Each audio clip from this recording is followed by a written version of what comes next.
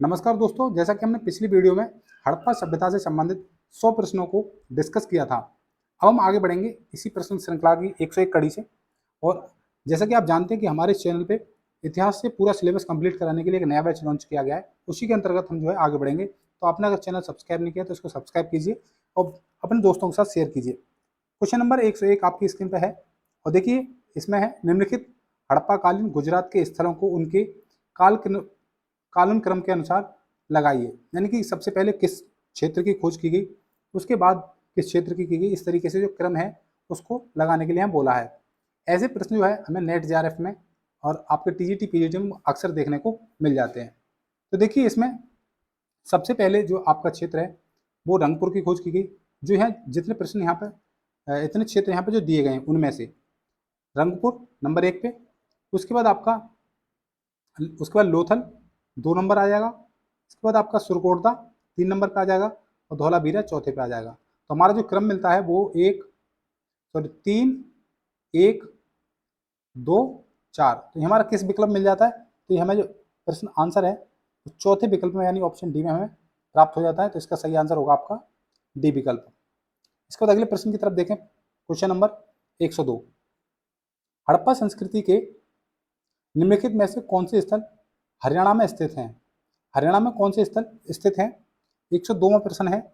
इसमें से देखिए एक तो आपका जो देखने को मिलता है बनावली हरियाणा में देखने को मिलता है हमें, और दूसरा राखीगढ़ी।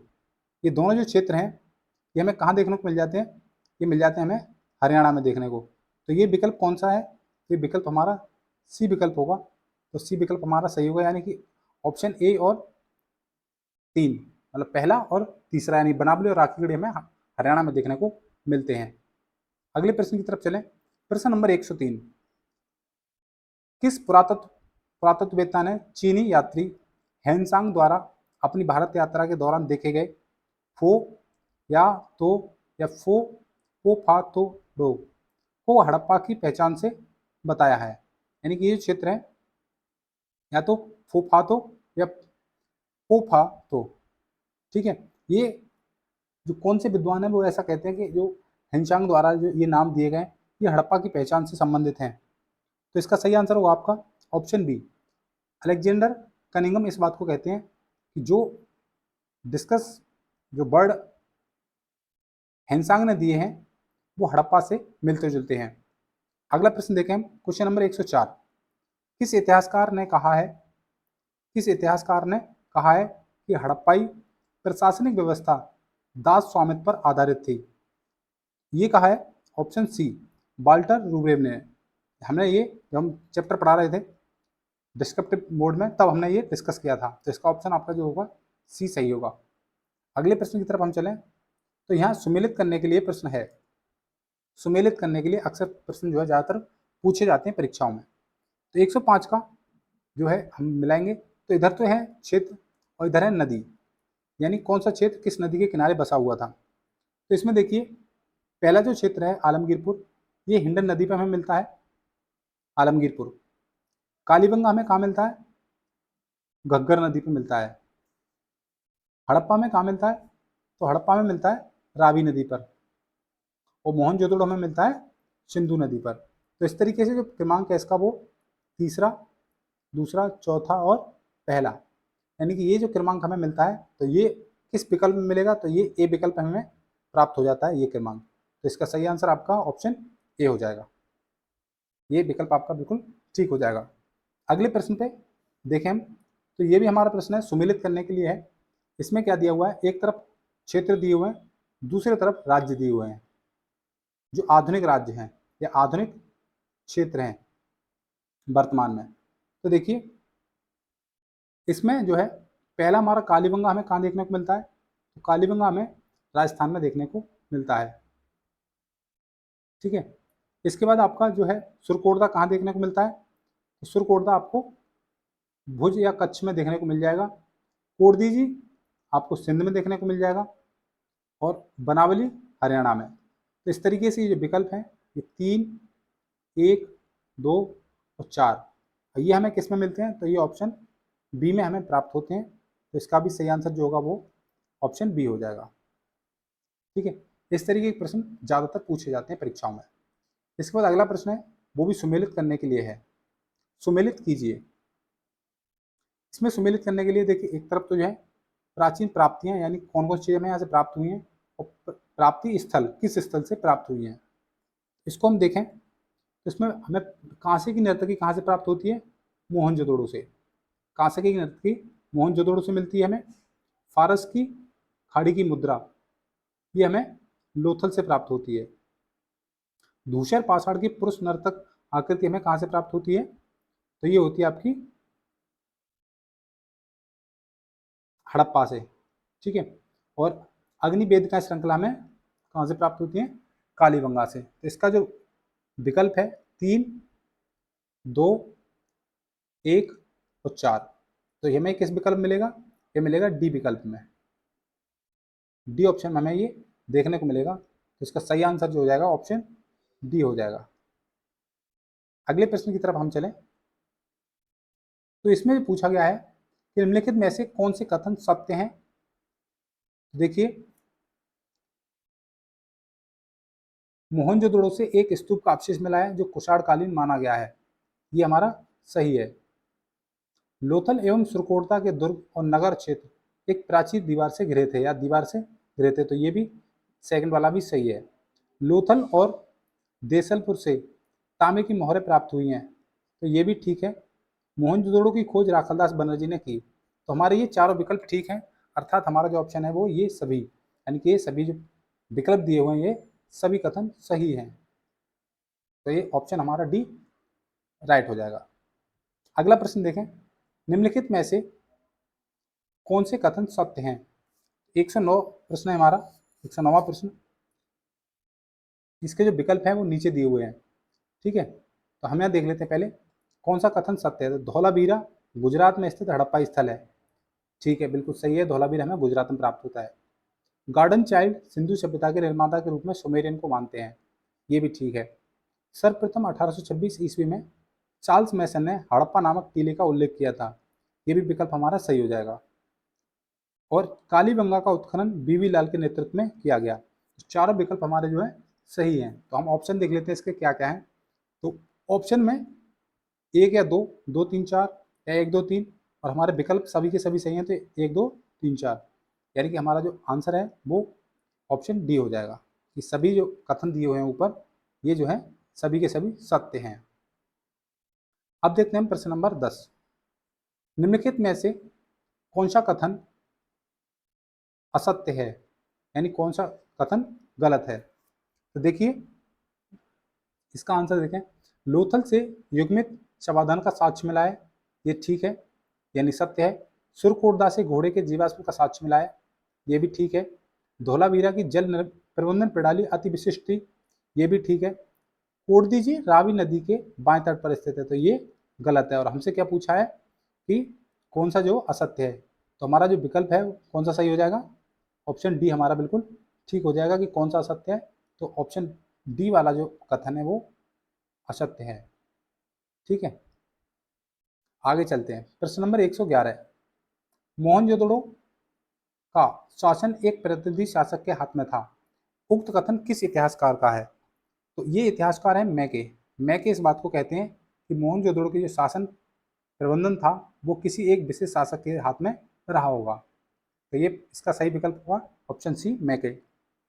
अगला प्रश्न देखें, क्वेश्चन नंबर 112। किस पुरातत्वविद ने कहा है कि सिंधु क्षेत्र की शासन व्यवस्था मध्यम वर्गीय जनतांत्रिक थी। सिंधु क्षेत्र की शासन व्यवस्था मध्यम वर्गीय जनतांत्रिक थी, तो ये कहा है मार्टिन व्हीलर ने। मार्टिन व्हीलर, यानी ऑप्शन आपका डी। चलिए अगला प्रश्न हम देखते हैं जो कि सुमेलित करने के लिए है। यहाँ पर जो विकल्प दिए हुए हैं, और एक तरफ आपको देखिए समय काल दिया गया है, दूसरी तरफ विद्वान दिए गए, किस विद्वान ने किस समय काल को सही माना है। प्रश्न नंबर 113। तो देखिए 4000 ईसा पूर्व से 2500 ईसा पूर्व को इसका जो काल मानते हैं वो हैं इसके सर जॉन मार्शल इस काल को सबसे उपयुक्त मानते हैं। 2500 ईसा पूर्व से 1500 ईसा पूर्व के बीच में जो काल मानते हैं वो है आपके B A Smith, doctor B A Smith. 3200 ईसा पूर्व से 2750 ईसा पूर्व में जो काल मानते हैं वो है आपके फ्रैंकफर्ट, फ्रैंकफर्ट या फ्रैंकफर्ट, दोनों तरीके से इनका नाम देखने को मिल जाएगा। और 2800 ईसा पूर्व से 2500 ईसा पूर्व के बीच में जो काल मानते हैं हड़प्पा सभ्यता का वो है फावरी। अर्थात हमें जो विकल्प मिलते हैं वो है 3, 1, 2 और 4, और 3, 1, 2, 4 इसमें हमारे ऑप्शन बी में है, यानी कि बी विकल्प हमारा सही होगा। ठीक है, आगे चलते हैं। प्रश्न नंबर 114, इसको भी सुमेलित करने के लिए बताया गया है। तो एक तरफ तो है शवाधानों के प्रकार, किस तरीके के समाधान कहाँ से मिलते हैं, एक तरफ है स्थल। तो इसमें जो है आंशिक समाधान हमें कहाँ से प्राप्त होता है, तो आंशिक समाधान हमें हड़प्पा से प्राप्त होता है। कलश समाधान हमें कहाँ से मिलता है, तो कलश समाधान हमें मोहनजोदड़ो से प्राप्त होता है। और प्रतीकात्मक समाधान हमें कालीबंगा से प्राप्त होता है। तो इसके जो विकल्प मिलेंगे वो 2, 3, 1, यानी कि ऑप्शन बी आपका सही हो जाएगा। ठीक है, तो इसको आपको इस जो है क्वेश्चन सीरीज है इसको आपको जरूर एक बार देखना है।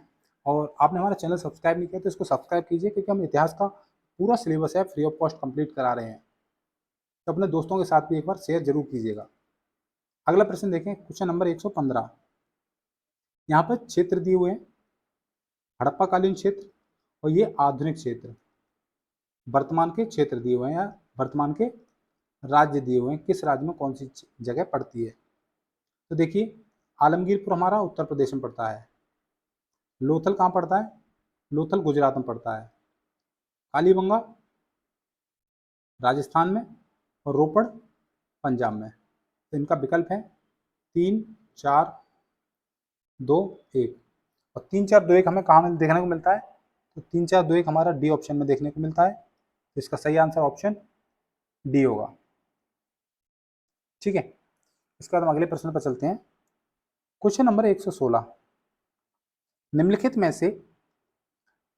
से कौन सा हड़प्पाई नगर स्थल दो भागों में विभक्त था, ऊंचीगढ़ी और निचला शहर। तो कौन सा था, देखिए इसमें जो है हड़प्पा देखने को मिलता है हमें, जिसमें ऊंचीगढ़ी और निचला शहर, यानी कि ऊंचीगढ़ी इसको हम दुर्ग भी बोलते हैं, दुर्ग और गढ़ी या निचला शहर, इस तरीके से दो पार्ट में हमें डिवाइड मिलता है। एक तो हड़प्पा देखने को मिलता है हमें, दूसरा मोहनजोदड़ो में भी इस तरीके की जो है आवासित क्षेत्र मिलते हैं, और तीसरा कालीबंगा में भी इस तरीके को देखने को मिलते हैं। तो 1, 2 और 3 तीनों विकल्प सही हैं। मोसर कोटदा में ऐसा देखने को नहीं मिलता है। तो इसका सही विकल्प होगा ऑप्शन सी, यानी सी विकल्प हमारा सही है कि 1, 2, 3 ऑप्शन जो है बिल्कुल सही है, जहाँ पर हड़प्पाई नगर दो भागों में विभक्त दिखाई पड़ते हैं। अगला प्रश्न देखें, प्रश्न नंबर 117, निम्नलिखित में से कौन सा कथन सत्य है। ठीक है, तो सिंधु सभ्यता के लोग धर्म को मानते थे, इसका अनुमान निम्नलिखित के द्वारा लगाया जाता है। लोग धर्म को मानते थे, किस तरीके से लगाते हैं हम इसका, तो देखिए यहाँ पर पत्थर की मूर्तियां प्राप्त हुई हैं, धार्मिक स्थल प्राप्त हुए हैं, ये हमें नहीं मिलते हैं। दूसरी चीज, मोहरों पर देवी देवताओं की मूर्तियां अंकित हैं, ये हमें देखने को मिलता है, और चित्र भी उनकी धार्मिक प्रवृत्ति का द्योतक हैं। तो 3 विकल्प हमें यहाँ पर देखने को मिलते हैं, और 3 विकल्प इस चीज को सब बताते हैं कि सिंधु सभ्यता के लोग धर्म को मानते थे, यानी कि विकल्प आपका बी सही होगा। 2, 3, 4 ऑप्शन आपके सही हैं, ये ऑप्शन आपका सही हो जाएगा। अगला प्रश्न देखें, प्रश्न नंबर 18, हड़प्पा संस्कृति के निम्नलिखित में से कौन से स्थल कच्छ प्रदेश में स्थित हैं, कच्छ प्रदेश में यानी गुजरात में। तो इनको हम देखें तो आपको एक तो देशलपुर देखने को मिल जाएगा, देशलपुर देखने को मिल जाएगा, दूसरा आपको देखने को मिल जाएगा धौलावीरा, ये कच्छ क्षेत्र में दोनों क्षेत्र पाए जाते हैं। बाकी लोथल हमें कच्छ क्षेत्र में नहीं मिलता और रोजदी भी कच्छ क्षेत्र में नहीं मिलता है। तो इसका विकल्प 1 और 2, तो ये सही हो जाएगा, 1 और 2 यानी ऑप्शन ए हमारा ठीक होगा। इसके बाद हमने यहाँ देखिए एक पैसेज है, जो पैसेज नेट की परीक्षा में पूछा जाता है, और इस पैसेज से लगभग 5 प्रश्न पूछे जाते हैं, 5 क्वेश्चन इस पैसेज से पूछे जाते हैं। और तो इस पैसेज को आपको पढ़ लेना है, और पढ़ने के बाद जो है आपको आंसर देने हैं।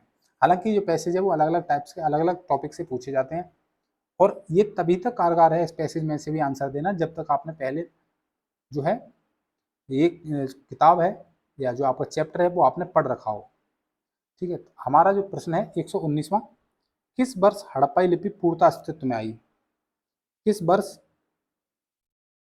तो ये आपको देखने को मिलेगी 119 का बी, 1923 में पूर्णतः जो लिपि है अस्तित्व में आई या पूर्णतः पूर्ण रूप से देखने को मिली। इसके बाद अगला प्रश्न है आपका क्वेश्चन नंबर 120। ये जो क्वेश्चन है ये पैसेज से पूछे हुए हैं, अगर आप पैसेज भी ध्यान से पढ़ेंगे तब भी इन प्रश्नों के आंसर दे पाएंगे। हड़प्पाई मुद्राएं अधिकतर किस प्रकार की होती थी? हड़प्पाई मुद्राएं मुख्यतः किस प्रकार की होती थी? तो देखिए हमें वर्गाकार भी देखने को मिलती हैं, आयताकार भी देखने को मिलती हैं। ठीक है, केवल भी ये हो नहीं सकता क्योंकि हमें दोनों ए और बी दोनों देखने को मिलती हैं। इसका सही आंसर होगा ये सभी, यानी कि हमें वर्गाकार आयताकार दोनों तरीके की जो मुद्राएं हैं देखने को मिलती हैं हड़प्पा काल में। इसके बाद हम देखें क्वेश्चन नंबर 121, किस सभ्यता की लिपि की मुख्य विशेषता इसकी सुस्पष्टता तथा खड़ी सीधी रेखाओं की विशिष्टता से है? किस सभ्यता की लिपि? तो जो आपको देखने को मिलेगी वो है हड़प्पा सभ्यता में। यहाँ की जो लिपि थी बिल्कुल स्पष्ट थी, क्योंकि ये ऐसी कैसी चित्राकार लिपि यहाँ की होती थी। ठीक है, तो चित्रों से बिल्कुल क्लियर हो जाता है कि जो बंदा है या जो व्यक्ति है वो क्या लिखना चाहता है और क्या समझाना चाहता है। तो हड़प्पा सभ्यता की जो लिपि थी वो स्पष्ट थी, खड़ी सीधी रेखाओं से मिलती थी। अगले प्रश्न को देखें हम, क्वेश्चन नंबर 122, हड़प्पाई लिपि का सबसे प्रचलित चिन्ह किस प्रकार का है? हड़प्पाई लिपि का सबसे प्रचलित चिन्ह किस प्रकार का है? तो ये हमने बताया था कि यू आकार का जो सबसे प्रचलित चिन्ह हमें प्राप्त होता है हड़प्पाई लिपि में। इसका सही आंसर ऑप्शन ए होगा, यू प्रकार का जो चिन्ह मिलता है वो हड़प्पाई लिपि का सबसे प्रचलित चिन्ह होता है। प्रश्न नंबर 123, इसको देखें, हड़प्पाई लिपि की किस अन्य प्राचीन सभ्यता की लिपि से समानता पाई जाती है? यानी हड़प्पाई लिपि की जो समानता है वो किस प्राचीन सभ्यता की लिपि से समानता हमें प्राप्त होती है? तो देखिए सुमेरियन सभ्यता से हमें बहुत सारे जो लिपि है वो काफ़ी हद तक मेल खाती है। तो इसका सही आंसर होगा ऑप्शन ए, सुमेरियन सभ्यता से। अब देखिए प्रश्न नंबर 24 जो सुमेलित करने के लिए दिया हुआ है। प्रश्न नंबर 124, सुमेलित करने के लिए इधर हड़प्पा संस्कृति के स्थल है और इधर भौगोलिक स्थिति है। तो इसको देखिए, सुतका को हमें कहाँ देखने को मिलता है? बलूचिस्तान में। सोरतुगी हमें देखने को मिलती है अफगानिस्तान में। फिर इसके बाद कोटालिंग खां ये हमें देखने को मिलता है पंजाब में। और देसलपुर कहाँ मिलता है हमें? गुजरात में देखने को मिलता है। गुजरात में हमने अभी डिस्कस किया था कि कच्छ क्षेत्र में देसलपुर देखने को मिलता है। इसका सही विकल्प क्या होगा? 3, 2, 1, 4, यानी कि ये जो सीक्वेंस है वो किस में प्राप्त होता है? ऑप्शन बी में ये प्राप्त हो जाता है, 3, 2, 1, 4। इसका सही आंसर भी क्या हो जाएगा? ऑप्शन बी सही हो जाएगा। चलिए अगला प्रश्न देख लेते हैं, ये भी सम्मिलित करने के लिए है। प्रश्न नंबर 125, इसमें स्थल है और उनके खोज करता है या अन्वेषण करता है। 125, देखिए सुरकोटदा की खोज किसने की? जगपति बोस ने। मीताथल की खोज किसने की? मीताथल की खोज की सूरज शाम ने। गंवेरी लाल की खोज की रफीक मुगल ने। और कोटदीजी की खोज की फजर अहमद खान ने। तो हमें जो विकल्प प्राप्त होते हैं 4, 3, 2, 1, और ये हमें प्राप्त होते हैं ऑप्शन बी में। इसका सही आंसर होगा ऑप्शन बी। इस तरीके के प्रश्न जो है अक्सर परीक्षा में पूछे जाते हैं, तो आप चैनल को जरूर सब्सक्राइब कीजिएगा कि हम जो पूरा सिलेबस है फ्री ऑफ कॉस्ट कंप्लीट करा रहे हैं हिस्ट्री का, और हमारी क्लास जो है रेगुलर यहाँ पे इस चैनल पे दी जाती है। इसके बाद देखिए यहाँ पे अगला प्रश्न है 126वां, जिसमें आयातित वस्तुएं और देश, यानी कौन सी वस्तुएं आयातित की जाती हैं और किस देश से की जाती हैं उनका मिलान हमें करना है। तो देखिए इसमें सोना हमें कहाँ से प्राप्त होता है? कर्नाटक से। और कर्नाटक में कहाँ कौन सी खानें हैं? कोलार की खानें हैं। चांदी हमें कहाँ से प्राप्त होता है? चांदी चांदी हमें प्राप्त होता था ईरान से। ठीक है। तांबा हमें प्राप्त होता था राजस्थान से। और टीन हमें कहाँ से प्राप्त होता था? अफगानिस्तान से। तो ये हमने सुमेलित कर लिया। अब इसके हम जो है ऑप्शन देखें तो देखिए 2, 1, 4 और 3, और ये किस में मिलते हैं? हमें ऑप्शन सी में मिल जाते हैं। इसका सही आंसर कौन सा हो जाएगा? ऑप्शन सी सही आंसर इसका हो जाएगा। अगले प्रश्न की तरफ देखें, प्रश्न नंबर 127। निम्नलिखित में से कौन सा कथन सत्य है? कौन सा कथन सत्य है? तो देखिए, मोहनजोदड़ो को सिंध का नकलिस्तान के नाम से जाना जाता है। नहीं, गलत है। सिंधुवासी हिरणों के सींग का चूर्ण बनाकर तथा समुद्र फैन को औषधि के रूप में प्रयोग करते थे। ये भी गलत है, ऐसा कथन भी हमें देखने को नहीं मिलता है।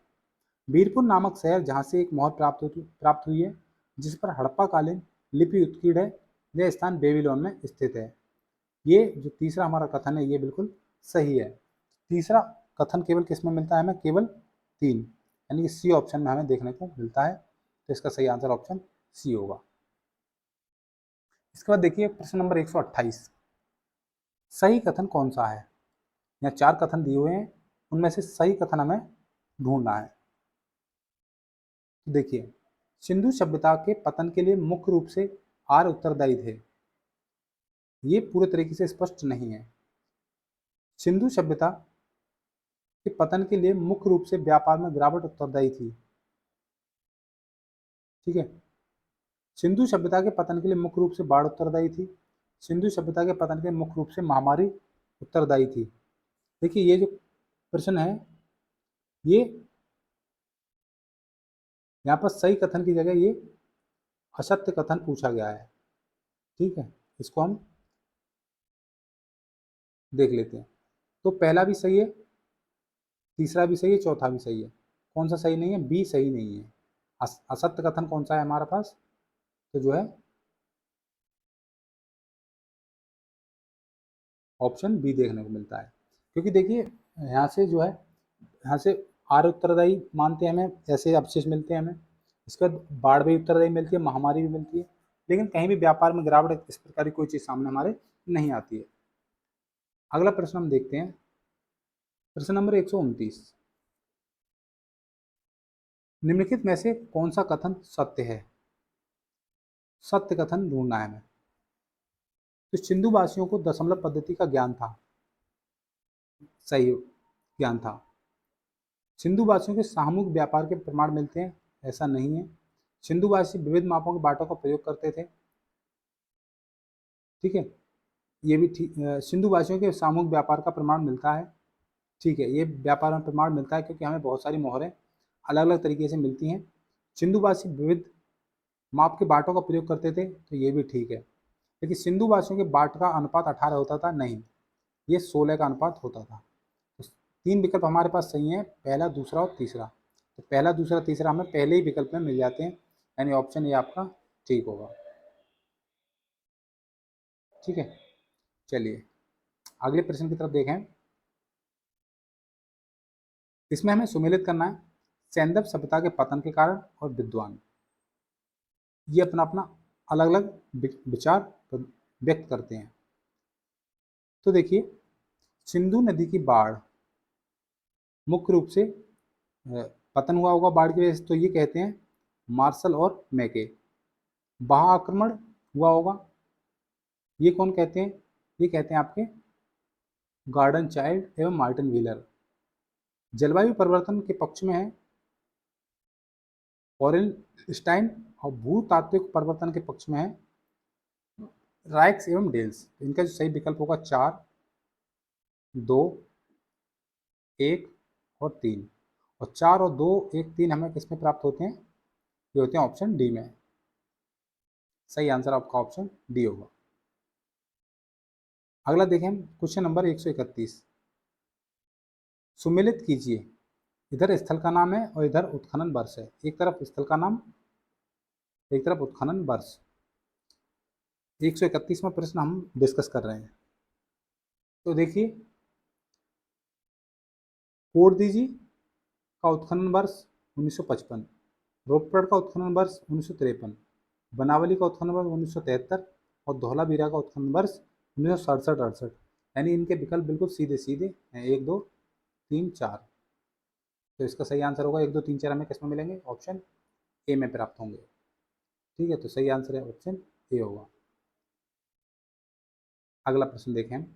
सुमेलित कीजिए,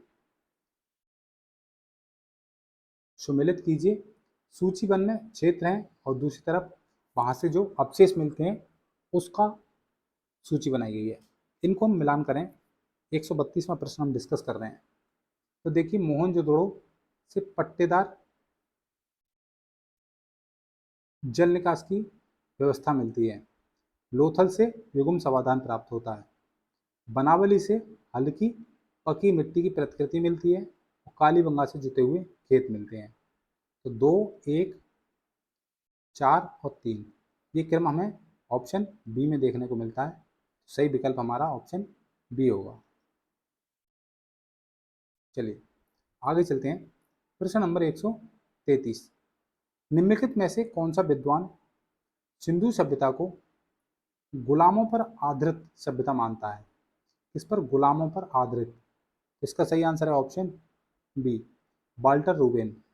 ये जो प्रश्न है पहले भी शायद अलग तरीके से पूछा गया कि दासों दासों पर आधारित सभ्यता, यहाँ पर गुलामों पर आधारित सभ्यता। तो दोनों प्रश्न एक तरीके के और दोनों तरीके से अगर प्रश्न आता है तो उसका आंसर होगा वाल्टर रूबेन। प्रश्न नंबर 134। किस इतिहासविद के अनुसार सिंधु प्रदेश के शासन पर पुरोहित वर्ग का अधिकार था? इसका सही आंसर होगा आपका option B, Stuart Piggott. Stuart Piggott कहते हैं कि सिंधु प्रदेश के का जो शासन था उस पर किसी पुरोहित वर्ग का अधिकार होता था। किसके द्वारा कहा गया कि मोहनजोदड़ो का शासन राजतंत्रात्मक ना होकर जनतंत्रात्मक था? तो ये कहते हैं आपके हंटर। ऑप्शन ए आपका सही है। हंटर इस बात को कहते हैं कि यहाँ का जो शासन प्रणाली थी वो राजतंत्रात्मक नहीं थी जबकि जनतंत्रात्मक थी। प्रश्न नंबर 136। सत्य कथन की पहचान कीजिए।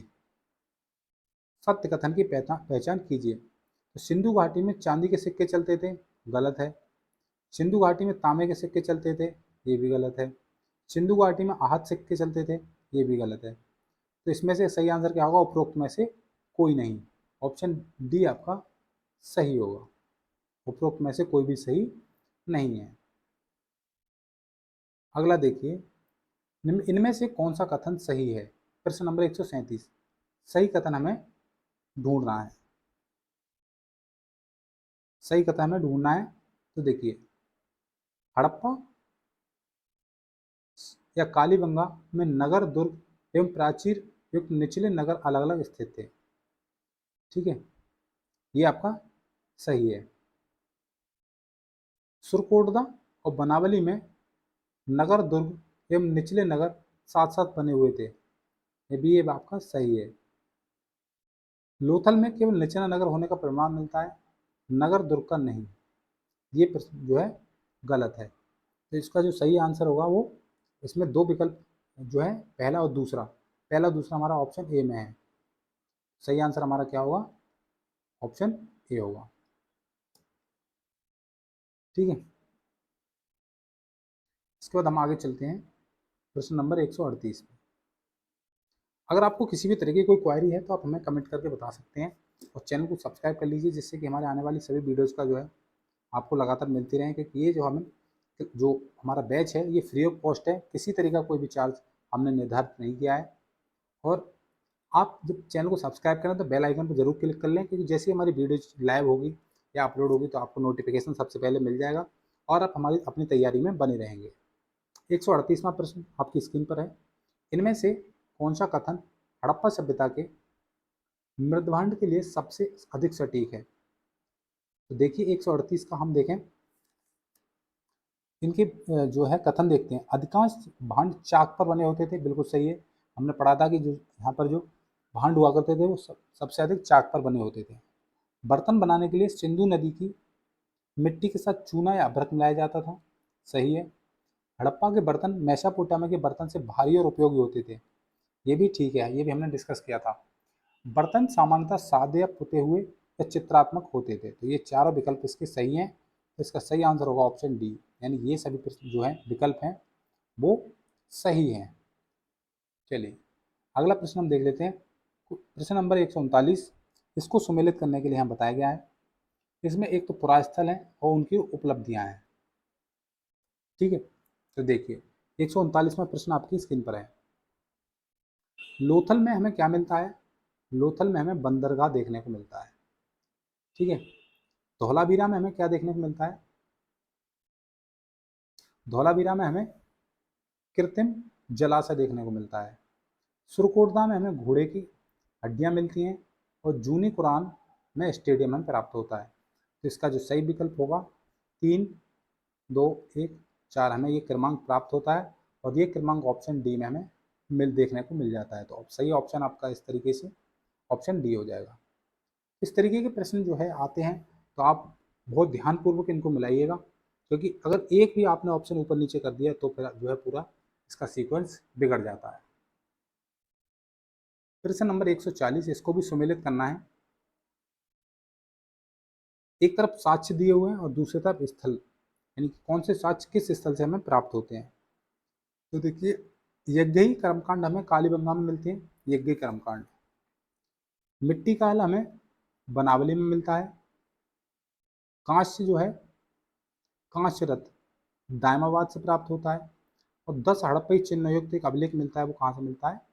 धौलावीरा से मिलता है, ठीक है। तो इसका जो है सही जो सीक्वेंस होगा 1, 4, 3, 2, और ये हमें देखने को मिलता है ऑप्शन सी में।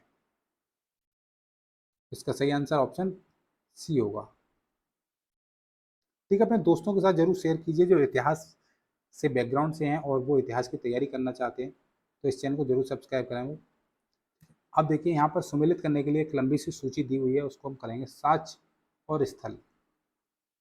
141वां प्रश्न आपकी स्क्रीन पर है। तो देखिए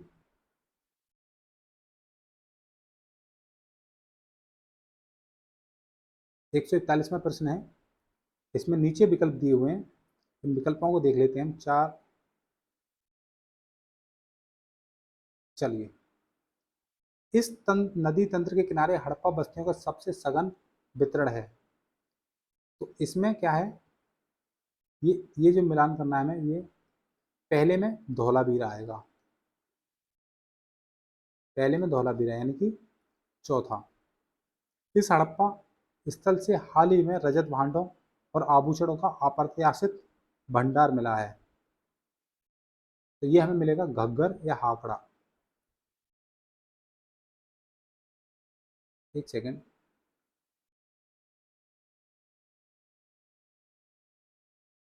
अच्छा इस नदी के तंत्र के किनारे हड़प्पा बस्तियों का सघन सबसे वितरण, ये आपको चौथा यानी घग्गर हाकड़ा मिलेगा।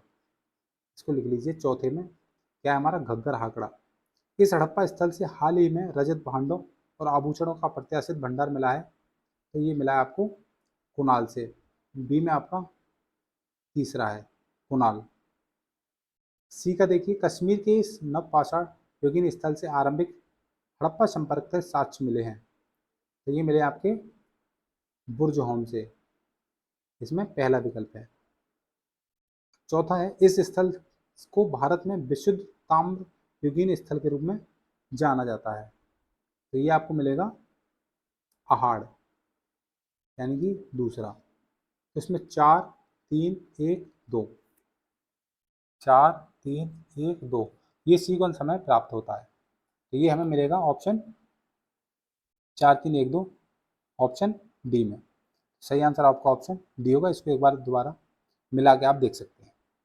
चलिए इसके बाद यहाँ पर है जो विशिष्ट तरीके के जो प्रश्न पूछे जाते हैं उन पे हम एक डिस्कस कर लेते हैं। देखिए एक तो आपका सीधा सीधा प्रश्न हो जाते हैं, एक तो आपके सीधे सीधे प्रश्न हो जाते हैं कि कोई भी क्वेश्चन दे दिया उसका आंसर पूछ लिया। कई बार विद्वान पूछ लिए जाते हैं, विद्वान पूछ लिए जाते हैं, ठीक है। फिर आपको विद्वान के बाद सुमेलित करने के लिए प्रश्न पूछ लिए जाते हैं, सुमेलित करने के लिए। फिर आपको इस तरह के कथन और कारण से संबंधित प्रश्न पूछ लिए जाते हैं। तो कथन और कारण से हम चलते हैं, देखिए हमने सीधे सीधे क्वेश्चन देख लिए, विद्वान के भी देख लिए और सुमेलित करने वाले भी देख लिए। एक जो क्रम लगाना होता है, क्रम लगाने वाले प्रश्न भी देख लिए। अब देख रहे हैं कथन वाले और कारण वाले। इन कारणों को यहाँ पर देख लीजिए। जब ए आंसर रहेगा तो ए और आर दोनों सही रहेंगे और आर ए की व्याख्या करता है। जब बी रहेगा तो ए आर दोनों सही हैं परंतु आर ए की व्याख्या नहीं करता है। और सी जब रहेगा तो ए सही है परंतु आर गलत है, और डी रहेगा तो ए गलत है, आर सही है। ठीक है, इस तरीके से ये प्रश्न होंगे। अब देखिए कथन दिए हुए हैं 142 में का पहला प्रश्न हम देखते हैं, कथन होगा। तो यहाँ कथन दिया हुआ है कि हड़प्पा सभ्यता, हड़प्पा के निवासी शांतिप्रिय प्रकृति के थे, शांतिप्रिय प्रकृति के थे। कारण क्या है? सिंधु सभ्यता में कठोर मजबूत युद्धभूमि में प्रयोग किए जाने वाले हथियारों का अभाव है। तो देखिए हम जो अनुमान लगाते हैं कि यहाँ के जो लोग हैं हड़प्पा संस्कृति के, वो शांतिप्रिय थे, क्योंकि यहाँ से हमें क्या नहीं मिलते, ना तो कोई ऐसी कठोर मजबूत युद्ध में होने वाली चीज़ें मिलती हैं। तो ये जो है इसका सही आंसर ए होगा, यानी कि कथन ए भी सही है और कथन आर भी सही है। और जो ए है, ए कथन है, उसकी आर जो है व्याख्या सही करता है। देखिए ए में क्या है, आर जो है ए की सही व्याख्या है। ठीक है, तो इसका ऑप्शन ए सही होगा। तो दोनों ऑप्शन सही हैं। और अगली बात हम देखें प्रश्न नंबर 143। ऋग्वैदिक काल में 143 ऋग्वैदिक काल में समाज पशुपालक था। इसके बाद इसका रीजन क्या है, कारण क्या है? आजीविका की पद्धति का प्रमुख आधार पशुपालन था। तो देखिए ऋग्वैदिक काल में समाज पशुपालक था, सही है। आजीविका की पद्धति का प्रमुख आधार पशुपालन था। ठीक है, तो ये दोनों विकल्प सही हैं, लेकिन आर जो है वो ए की व्याख्या नहीं करता है, तो इसका विकल्प जो है सही बी होगा। अब देखिए 144वां प्रश्न, इसमें कथन दिया हुआ है हड़प्पा सभ्यता का विकास ताम्र औजारों के प्रयोग के कारण हुआ। हड़प्पा सभ्यता का विकास ताम्र औजारों के प्रयोग के कारण हुआ। इसका कारण क्या दिया हुआ है कि इसने लोगों को उपलब्ध प्राकृतिक संसाधनों के बेहतर प्रयोग में मदद की। तो इसका जो है देखो हड़प्पा सभ्यता का विकास ताम्र औजारों के प्रयोग कारण हुआ, सही है। इसने लोगों को उपलब्ध प्राकृतिक संसाधनों के बेहतर प्रयोग की मदद की, ये भी ठीक है। लेकिन जो हड़प्पा सभ्यता का विकास ताम्र औजारों का किस तरीके से हुआ, इसका कारण जो है वो आर नहीं बताता है। तो इसका आंसर भी सही होगा, यानी कि ए और दोनों सही हैं, ए और आर, यानी कि पहला विकल्प और सेकंड कथन और कारण दोनों सही हैं, लेकिन जो कारण है वो उसकी सही व्याख्या नहीं करता है। चलिए प्रश्न नंबर 145। हड़प्पाकालीन नगरों में हड़प्पाकालीन नगरों के चारों ओर प्राचीर बनाकर किलेबंदी की जाती थी, ये हमारा कथन है। अब इसका कारण देखिए, लुटेरों पशु दस्युओं से और सुरक्षित रहने के लिए सुरक्षात्मक उपाय किए जाते थे। देखिए जब भी अगर इस कथन और कारण का आंसर आए, कारण का कथन और कारण का प्रश्न आता है, तो जो पहला जो हमारा कथन रहता है वो दूसरे से किस तरीके से रिलेटेड है, ये हमें डिपेंड करता है कि हमें कौन सा आंसर टिक करना है। तो देखिए हड़प्पाकालीन नगर चारों ओर से प्राचीर हमें मिलती है, ठीक है, ये हमारा कथन हो गया। और वो प्राचीर क्यों मिलती है, जब आप क्यों लगा लेंगे, तो ये प्रश्न जो है सही आप जो है समझना और इसको सही करना बहुत आसान हो जाता है। क्यों क्यों बनाते थे प्राचीर दीवार? क्योंकि लुटेरों और पशु दस्युओं से सुरक्षित रहने के लिए सुरक्षात्मक उपाय करते थे वो लोग। तो इसका ए सही है, बी मतलब ए और बी यानी कथन ए और आर दोनों सही हैं, और आर जो है वो इसकी सही व्याख्या करता है, तो इसका ऑप्शन ए हो जाएगा। जैसे यहाँ पर हमने ऑप्शन बता ही दिए थे। इस तरीके के प्रश्नों के लिए आप जो है एक बार अपने जब पेपर देने जाएं तो एक छोटे से वाइट कागज आपको मिलता है, उस पर लिख लीजिए। उसके बाद आप लगातार पढ़ते जाइए, नहीं तो आपको जो बार बार स्क्रॉल करना पड़ेगा, क्योंकि ज़्यादातर जो एग्जाम है वो कंप्यूटर मोड में होते हैं, ऑनलाइन मोड में होते हैं, तो हमें प्रश्न जो है बार बार स्क्रॉल करना पड़ता है। देखिए 146वां प्रश्न, मोहनजोदड़ो का आकार लगभग 1 वर्ग मील है, 1 लाख वर्ग मील है, जो कि पश्चिमी और पूर्वी 2 खंडों में विभाजित है। ये 1 वर्ग मील है, ठीक है। 1 वर्ग मील इसका जो है क्षेत्रफल है मोहनजोदड़ो का, एक पार्टिकुलर शहर का।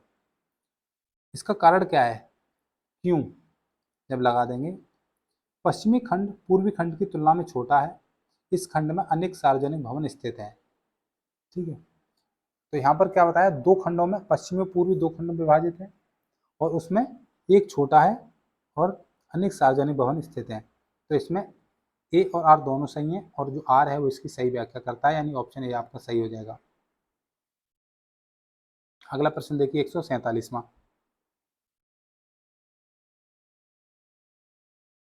मंडोली नामक टीले के उत्खनन में, मंडोली नामक टीले के उत्खनन में हड़प्पा काल की कुछ वस्तुओं के अवशेष मिले हैं। मंडोली नामक टीले का उत्खनन 1987-88 में हुआ। यह उत्खनन पुरातत्व विभाग हरियाणा ने कराया।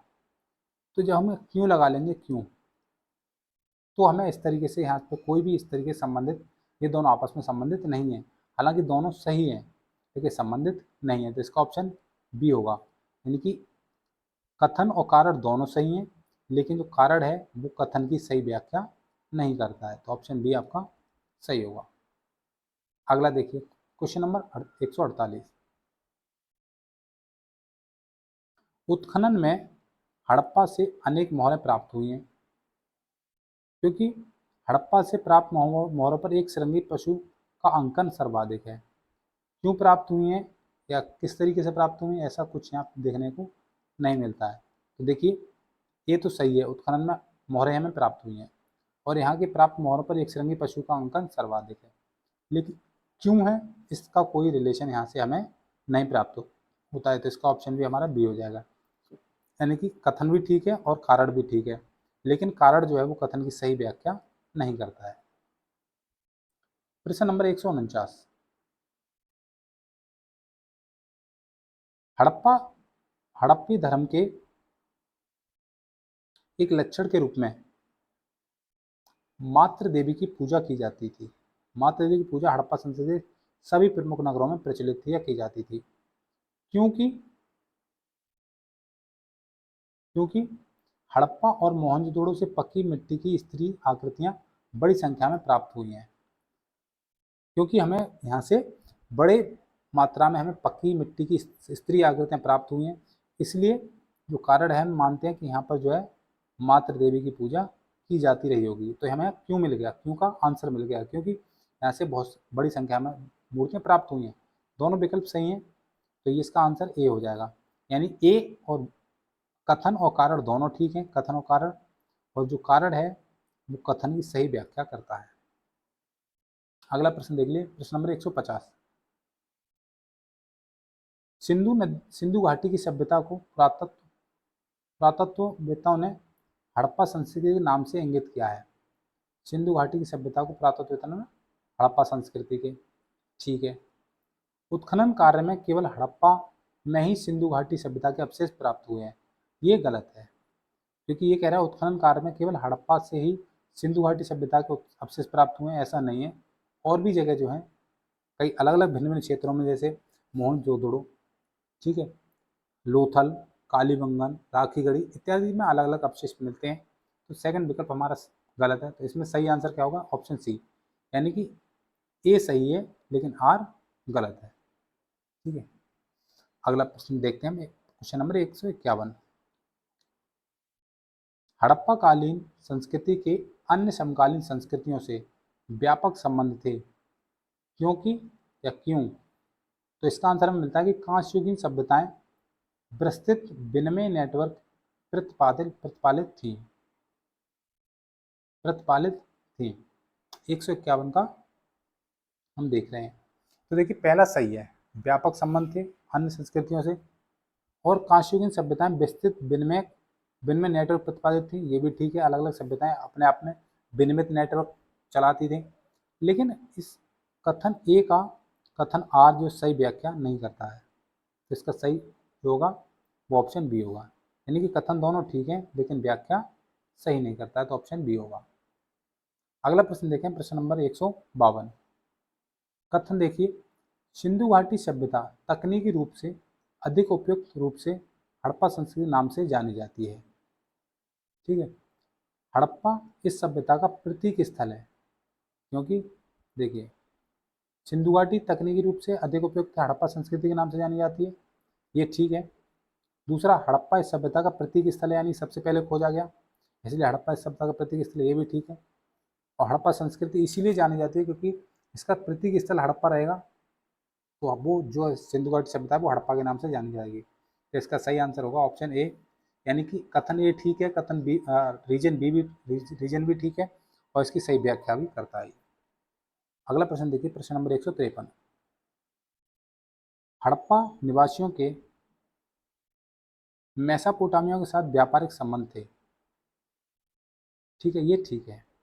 मेसोपोटामिया में बहुत सी हड़प्पाएं मुद्राएं खोज में मिली हैं, तो इसका कारण भी हमें मिल गया आगे। हमारे संपर्क थे क्योंकि वहाँ पर हमें मुद्राएं खोज में प्राप्त होती हैं, तो इसका ऑप्शन जो होगा वो ये सही होगा, यानी कि ये कथन सही है, रीजन भी सही है, और व्याख्या भी सही करता है। अब हम देखेंगे वो प्रश्न जो पिछली परीक्षा में पूछे गए हैं। पिछली परीक्षा में पूछे गए प्रश्न देखिए, 2018 में पूछा हुआ प्रश्न है ये, निम्नलिखित में से किस हड़प्पाई स्थल से ऊँट की अस्थियां मिली हैं? तो हमें कालीबंगा से ऊँट की स्थितियाँ मिली हैं, ऑप्शन ए आपका ठीक होगा।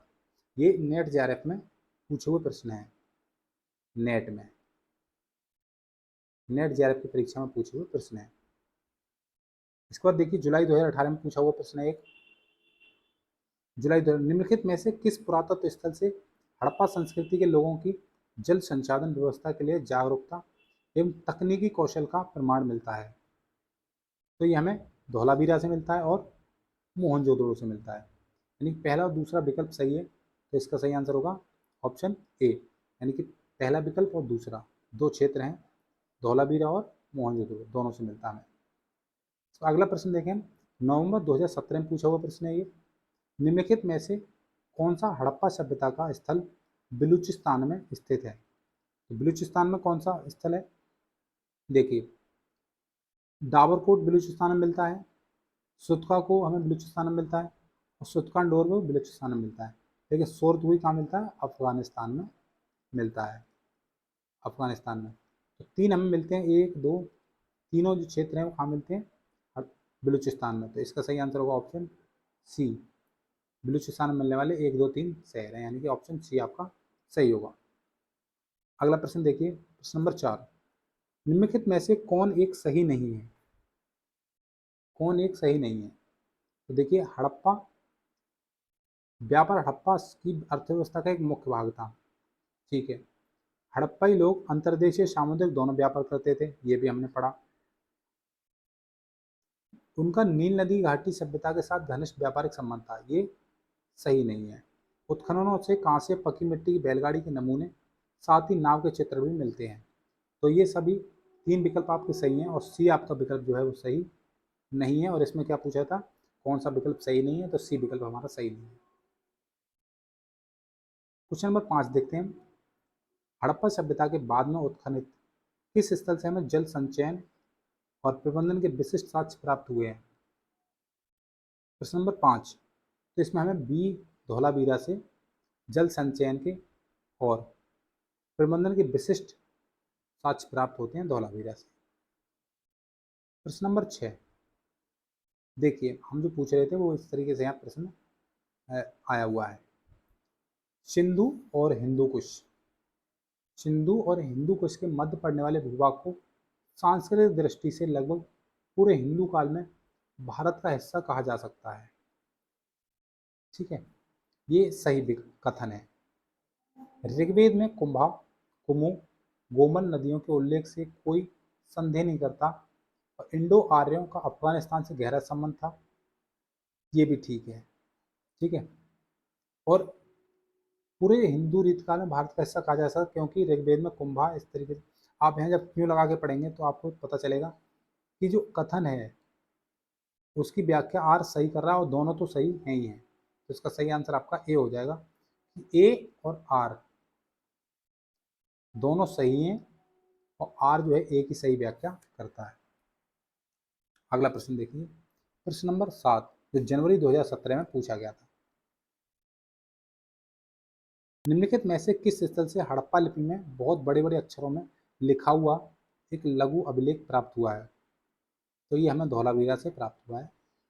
ठीक है, ये मैं आपको तुरंत आंसर इसलिए बता देता हूँ क्योंकि जल्दी से जल्दी हमारा जो कोर्स है वो कंप्लीट हो सके, क्योंकि नेट जेआरएफ का 10 दिसंबर में एग्जाम है और इसके महीने के लास्ट तक जो है नेट जेआरएफ के फॉर्म फिल होने शुरू हो जाएंगे। क्वेश्चन नंबर 8 देखते हैं।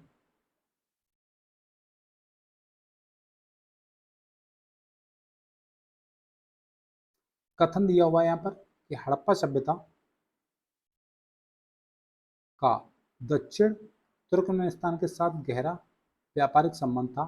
सही विकल्प है।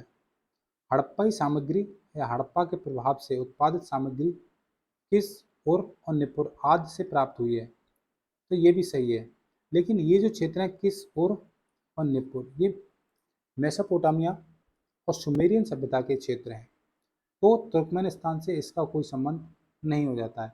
जब क्यों लगाएंगे तो क्यों में इसका आंसर यहाँ पर नहीं प्राप्त होगा।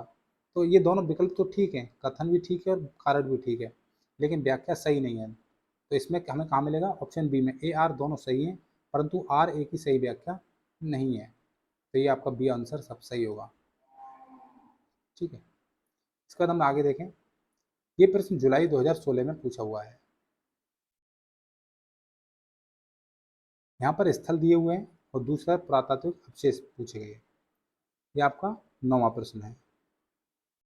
इसमें देखिए मोहनजोदड़ो हमें कहाँ पर आप मोहनजोदड़ो में बड़ा अन्नागार मिलता है हमें। लोथल में ईंटों से बनी गोदी मिलती है। कालीबंगा में हमें नगर एवं दुर्ग निचली बस्ती मिलती है और सुतकंडोर में हमें नगर दुर्ग और किलेबंद निचली बस्ती मिलती है। यानी कि 2, 3, 1, 4 ये विकल्प हमें प्राप्त होते हैं और ये हमें मिलेंगे विकल्प बी में। तो सही आंसर इसका होगा ऑप्शन बी। देखिए अगला प्रश्न देखें, ये भी सुमेलित करने के लिए है। प्रश्न नंबर 10, पुरावशेष और प्राप्ति स्थल। इसमें राग का टीला हमें प्राप्त होता है पुतनूर से। आग आयगपट मिलता है मथुरा में। एकादशमुखी बोधिसत्व मिलता है हमें कन्हेरी में। और प्रस्तर धातु मंजुषाएं हमें सांची में मिलती हैं। ये जो प्रश्न है, चलिए ठीक है, तो ये हमें विकल्प प्राप्त होते हैं, वो कौन से प्राप्त होते हैं? 4, 2, 1, 3। 4, 2, 1, 3 विकल्प बी में उपलब्ध है और सही आंसर भी आपका ऑप्शन बी हो जाएगा।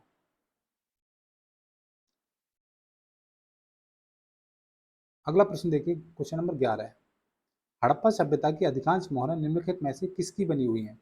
तो हड़प्पा शहर में सभ्यता में सबसे अधिक जो मोहरें थी वो चर्ट की बनी हुई मिलेंगी। यहाँ पर जितने 3 जो ऑप्शन दिए इनमें से चर्ट की सबसे ज़्यादा मोहरें देखने को मिलेंगी। ऑप्शन ए ठीक है। अब देखिए दिसंबर 2015 में पूछा हुआ प्रश्न आपकी स्क्रीन पर है। यहाँ पर हड़प्पाकालीन स्थल है और यहाँ पुरातात्विक अवशेष है। क्वेश्चन नंबर 12 है। तो देखिए मोहनजोदड़ो से उत्कीर्ण कांच कुल्हाड़ी मिलती है। ठीक है, हड़प्पा से हमें कांच रथ मिलता है।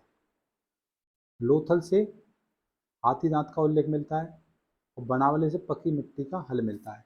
यानी इनके विकल्प होंगे 2, 1, 4 और 3। और ये कहाँ मिलते हैं? हमें ऑप्शन सी में मिलते हैं।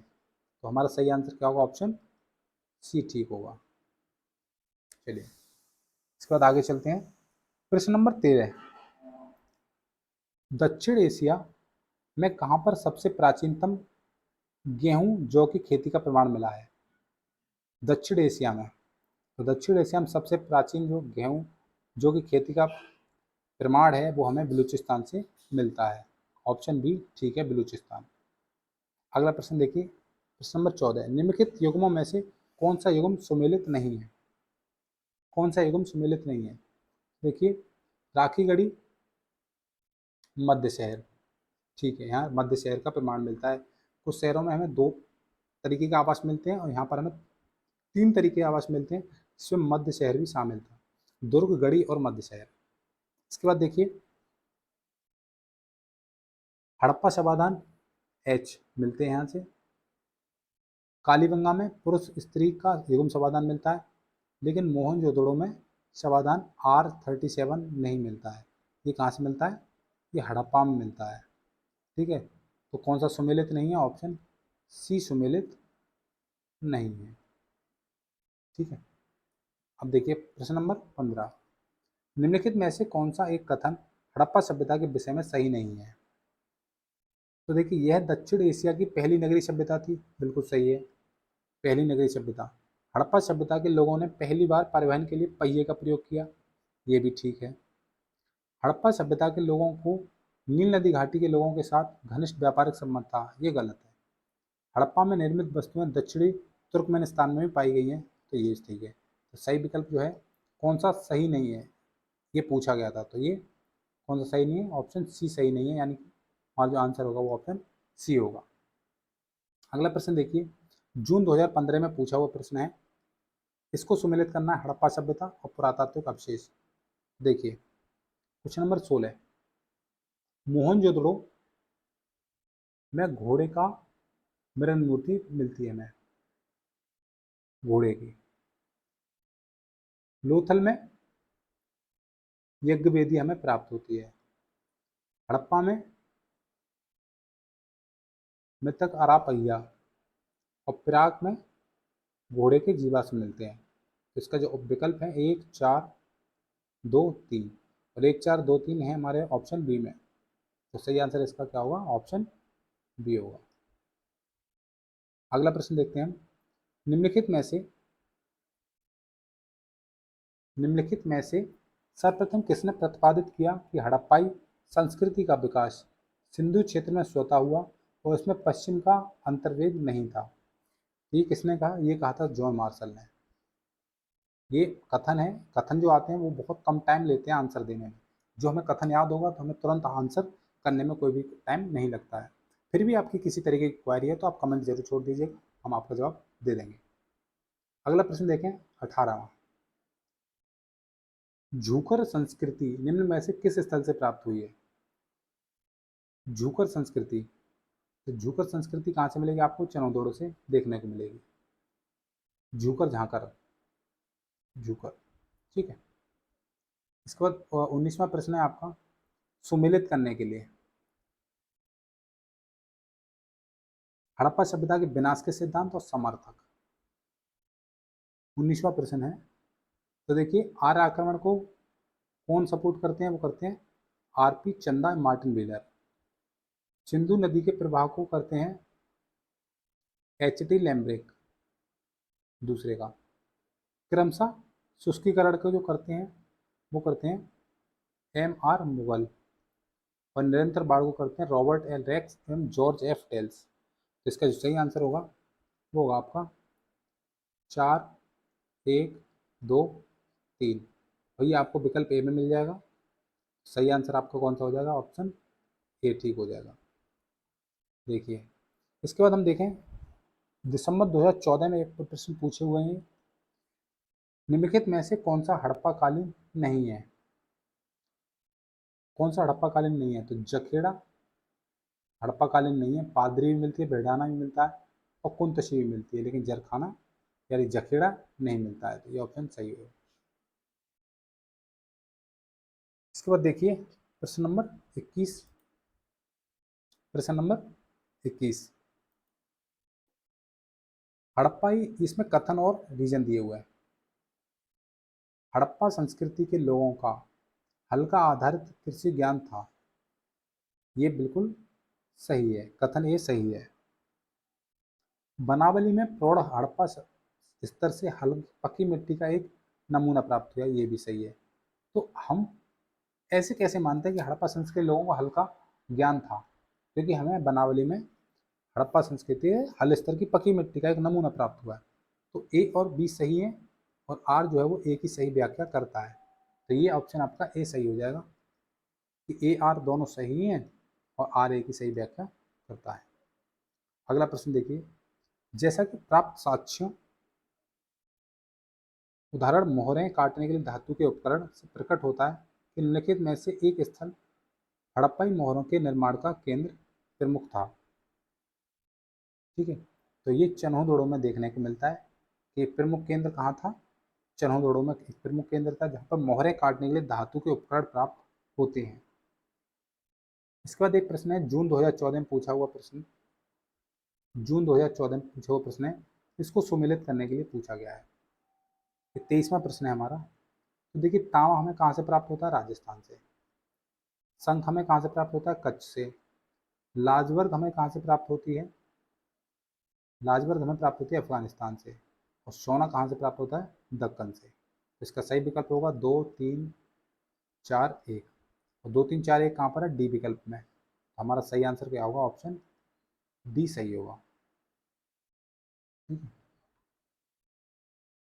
तो हमने अब तक जो है इतिहास की हड़प्पा सभ्यता के बारे में बात की और हड़प्पा सभ्यता का पूरा चैप्टर डिस्कस किया और हमने लगभग 200 प्रश्नों को डिस्कस किया जो अति महत्वपूर्ण थे और इनसे बाहर जाने वाला कोई प्रश्न अब परीक्षा में शायद नहीं होगा। और फिर भी आपकी अगर इस चैप्टर से रिलेटेड कोई क्वेरी है तो आप बता दीजिए। इस चैप्टर से यानी सिंधु घाटी सभ्यता से बस हमारी एक क्लास और बची है जो हमारी डाउट सेशन की क्लास है। जितने भी आपने अब तक हमारी वीडियोज़ पर कमेंट किए हैं हड़प्पा सभ्यता से संबंधित, उनकी एक वीडियो हमारी प्रोवाइड कराएंगे हम उसको।